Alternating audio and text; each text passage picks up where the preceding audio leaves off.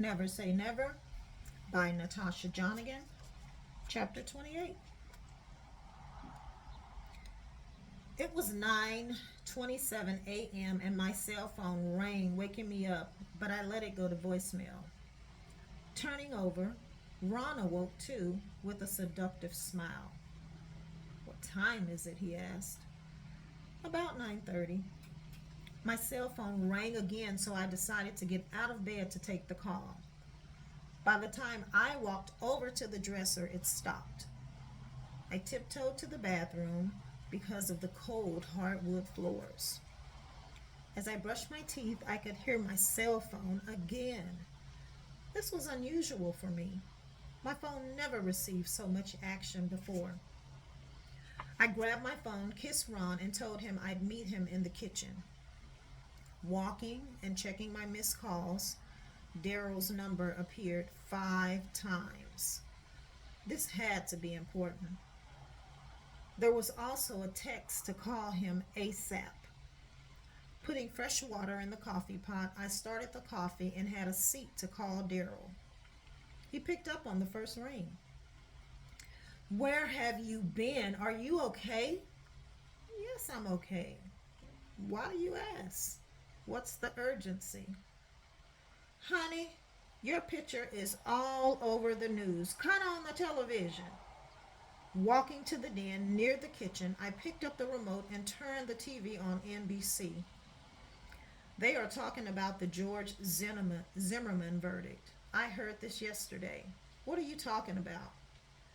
As soon as those words left my mouth, breaking news flashed across the bottom of the screen. Another woman identified as one of Ron Brown's mistresses. As the message ran across the bottom of the screen, my heart dropped and my eyes widened. "Daryl." "Yes, honey. Your picture has been showing all morning. A good picture, I must say." I hit in on the cell as my body dropped to the couch like dead weight. I could hear Ron calling my name, but I couldn't respond. My body was frozen. As Ron stood calling my name, we both witnessed my picture being shown on the morning news as his mistress. Tears formed in my eyes as I sat in silence. Ron sat next to me and put his arms around me.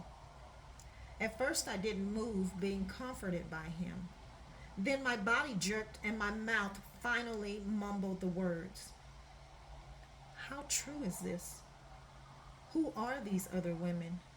And why am I tied to them? Crying between my questions, Ron didn't part his lips to answer.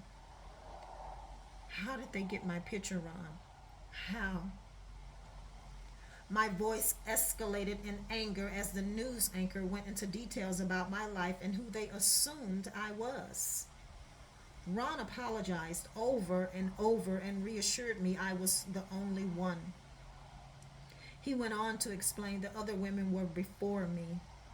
Ron admitted to having a sex addiction, which I believe was an scapegoat for men. A sex addiction? Really? Okay, Tiger Woods. But I don't have that problem anymore, Asia. I'm falling in love with you. Love? This can't be love, Ron. You had a wife at your disposal. Why so many women? It was convenient. Yvonne was so caught up with her business and brand, there was little time for me, let alone love making. I stood by her, encouraged her so she would have something to call her own without being tied to my name. Yvonne's focus was her independence and not me. While all that sounds good, my heart is still hurting. It aches for me, Yvonne, and the other women being thrown in this lion's den. Do you realize how this is going to affect my life? I need some air. I'm taking a walk. I'm coming with you. Are you out of your mind? I don't think so. Asia, I'm sorry. I'm in love with you and only you. What can I do for you to believe me? I could feel my blood boiling and ignored every word that came out of Ron's mouth. Opening the front door, I was blinded by flashing lights.